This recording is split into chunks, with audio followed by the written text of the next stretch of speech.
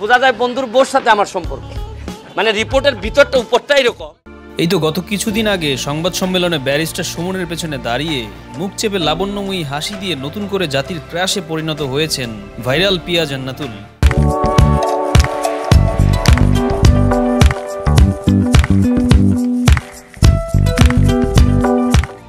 অবশ্য তাকে নতুন করে পরিচয় করিয়ে দেওয়ার মতো কিছু নেই, একাধিক পরিচয়ে পরিচিত তিনি।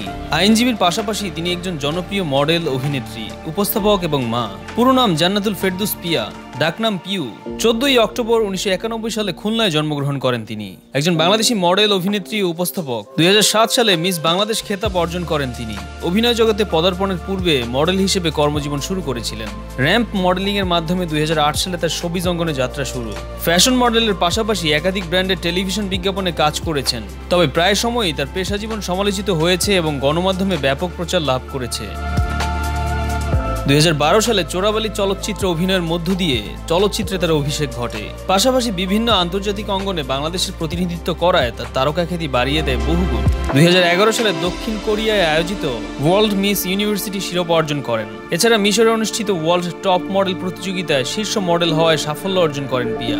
2013 সালে বাহরাইনে আয়োজিত ইন্টারন্যাশনাল প্রিন্সেস প্রতিযোগিতায় অংশ নেন। একই বছর শিরোনামহীনের আবার হাসিমুখ গানের মিউজিক ভিডিওতে তাকে দেখতে পাওয়া যায়। পরবর্তীতে 2014 সালে তিনি একই সাথে বেশ কয়েকটি চলচ্চিত্রে কাজ করেছেন। এর মধ্যে রয়েছে gangster returns, the story of Samara এবং প্রবাসীর প্রেম। তিনি London college of legal studies থেকে আইন বিভাগ থেকে স্নাতক শেষ করে বর্তমানে তিনি আইন পেশায় নিয়োজিত আছেন।